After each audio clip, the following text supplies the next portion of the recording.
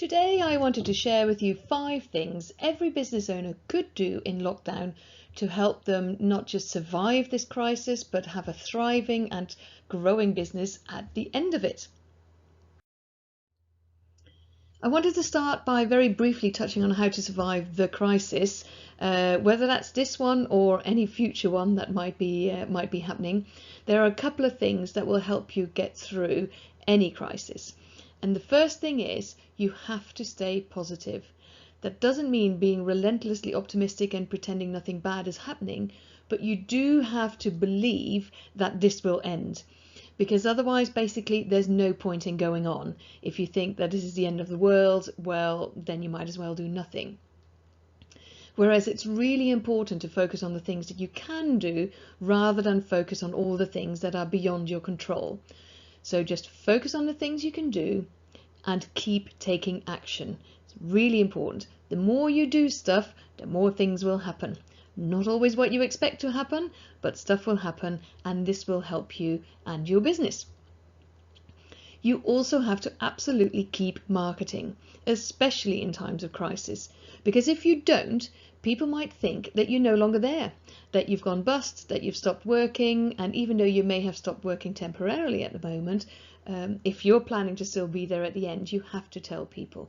You have to tell them of any new products that you may have developed, maybe some new digital stuff that you've been doing, maybe opening hours, different ways of getting deliveries, all that sort of stuff.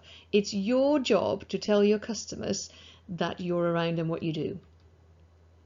And you also have to be prepared for the next crisis, because hopefully something like this won't happen again, but it might, and other stuff will happen. There's definitely going to be another bad weather situation, there's going to be economic problems, political unrest, you name it.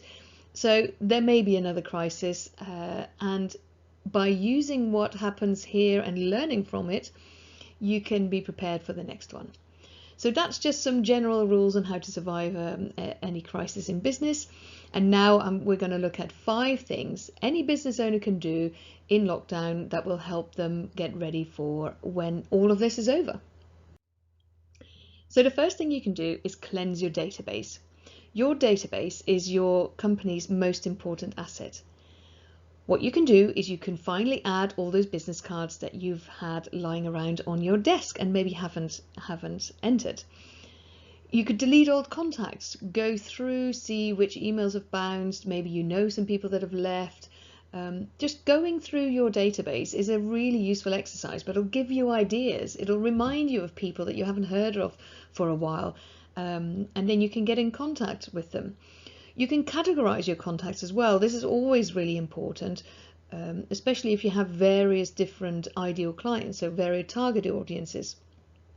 So if you haven't already categorize them now. Connect with people on social media.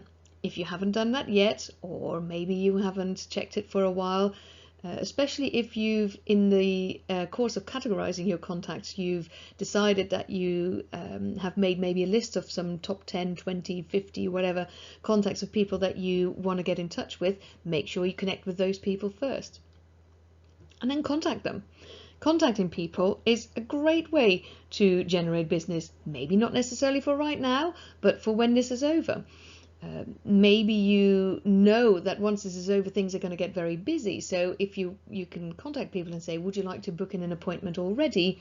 Because things are going to get very busy and we'll make it completely no obligation. So if it has to be changed, you can change it. But, you know, and who knows? And while you're talking to them, you might even ask them, is there anything I can do for you? Is there anything you need that I could help you with? And you never know. So cleansing your database is a great place to start. The next thing you can do is update your LinkedIn profile, or even just doing things on LinkedIn. If you've never used it very much, or you've dabbled a bit, maybe now is the time to get it looking perfect. Start by having a professional headshot. Obviously, if you don't have one right now, you can't get one, but get one as soon as you can.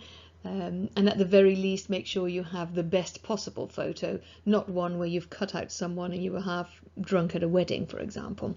Professional headshot, and then really important, create a cover image.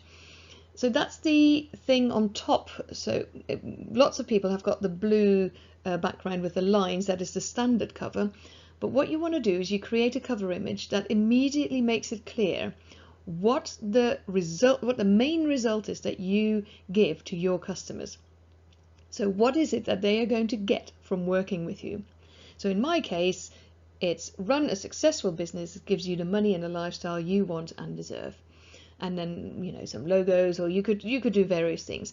And you can create this on Canva. Canva is really great if you haven't used it before. It's free to use, and you can put in the exact dimensions of the profile. Just look up what it has to be, and then it's very easy to put it in there, because if you use just any old image, they're never the right size and everything. So that's a right old faff. So create a good cover image. Write your summary. That's the about section that comes below, and there it's same as with a cover image. It has to be all about what you do for your customers. It has to be more about them than about you. And you want to update your skills, achievements and awards. Sorry, I didn't want to go in too much detail. If you need any help with this, I can help with it, but there are also lots of LinkedIn specialists that help with this. So the summary is actually a really important thing. You want to update your skills, achievements and awards. Make sure that all of that is updated. There's a section here that says add profile section. So look at those, make sure everything is filled in. Then connect with people, especially if you haven't done that for a while.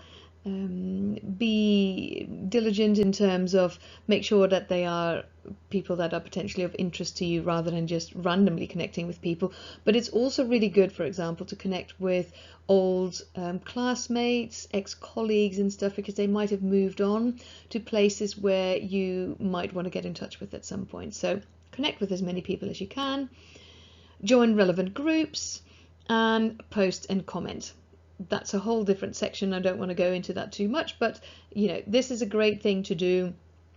If you haven't done much with LinkedIn, then these are sort of the basic things that you should do to get more results from it. The next thing that's really good to do, especially right now, is get testimonials. Testimonials are a great way where other people say fantastic things about you, but they're not that easy to get. Even if people are really happy with what you've done for them, it's something that's on their to-do list that just doesn't have a high priority. So you can ask them and you know, but now they have time. So if now is the perfect time to ask them. But the best way to do it is you contact them. So ring them up ideally, so speak to them in person. And you ask them very specific questions about what the benefits were for them of working with you. Maybe you ask them what were they worried about before they contacted you, what was the best result they had from working with you, and would they recommend you? I'd say keep it to a maximum of 3 questions. But by asking these questions, you give them something to hold on to. You don't want them to just say, yeah, it was great, really good. You want them to say, the best thing about working with Inga was that she really helped me, you know, grow my business or whatever. So it has to be really specific. While they're talking, you write down their words. So use their own words as much as possible, but you write it up in a coherent testimonial that reads well. And then you email it to them with that text and tell them, listen, this is what you said. I hope you're okay with that. This is how I've written it up. If not, please make any changes you like. But if you're happy with it, you can just copy and paste this text into the links where you want them to post it to. You decide where you want them to post it. That could be, and that should be at the very least, Google. So get them to give you a Google review, because this will really help with the search engine optimization and generally getting found. LinkedIn, of course. If you use something like Trustpilot or anything else, then give them the links. Make it as easy as possible. Don't make them go looking for things. It has to be as much one click as possible. And of course, add them to your website. If you end up at the end of this lockdown with an additional, say, 15 testimonials that you didn't have before, that would be brilliant and would really help you to be found when everybody's looking for your services and they want to find the best one. So spend some time doing this, and that will be really beneficial, I'm sure. The next thing you could do is create content. Content is what it's all about. People are looking for it. It's a way to show off your expertise. It's a way to tell people what you're good at, but it's a lot of work. So now is a good time. You could write some blogs. If you do one blog a month, which is pretty much the minimum I'd say you'd have to do, have you got time to write 12 blogs? Then you've got a year's worth of content. With content, by the way, try and make it as evergreen as possible so that you can keep using it. Or highly topical, in which case obviously you have to post it straight away. You could write lead magnets, so that can be anything from ebooks to short video courses or whatever. Things that are so interesting to your ideal clients that they're willing to give their contact details in return for getting it for free. If you don't know what lead magnets are, there's plenty of information about that, and it's also stuff I can help you with. You can create a nurture campaign. This is where you subtly and regularly stay in touch with your customers and your prospects. For example, with a monthly email. I myself send people monthly business tips and guides, or people can sign up for weekly inspirations, which are short emails with just a bit of inspirational quote. But it's a great way to stay regularly in touch with people, but it needs content. So that is what you could do now. You could do social media posts, again, ideally evergreen ones that you can repeat. I have this whole concept of creating 3 months worth of content that you can repeat, that is just there bubbling away in the background. So that's something you could do right now. Or you could write a book. Bit ambitious maybe, but if this is something you've always wanted to do, then now might be the perfect time to do it.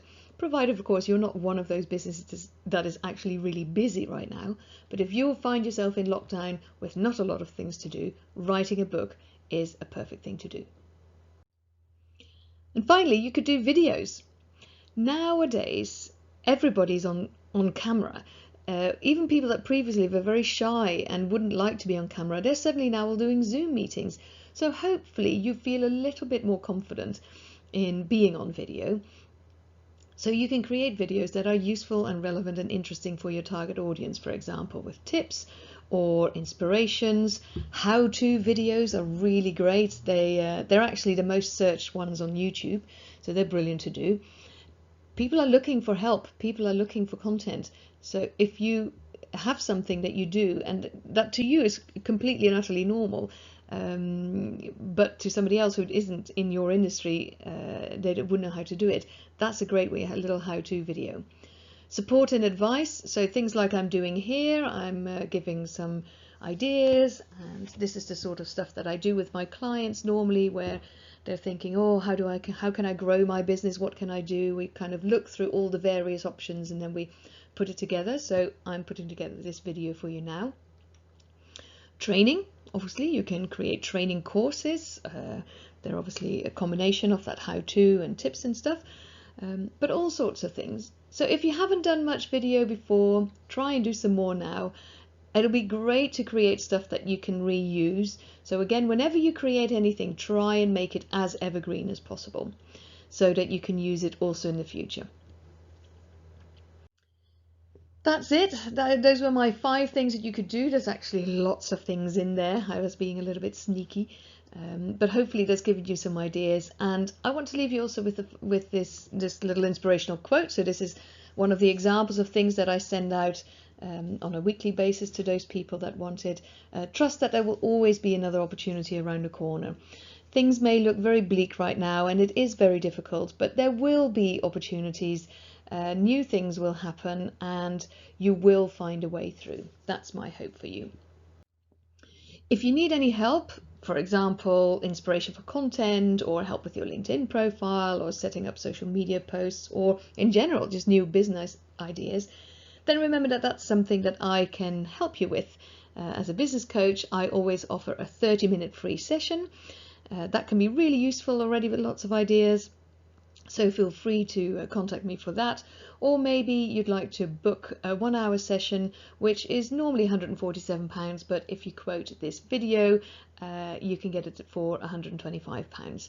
We can get a lot done in 1 hour, and you could be set up for the next 2 or 3 months with lots of things to get going with. If you want that, just email me, inga@ingadowdencoaching.com, and we'll put something together. My diary's pretty free at the moment, but if you're listening to this next year, who knows where I am. So contact me and we'll get something in a diary. Thank you very much, and hopefully talk to you soon.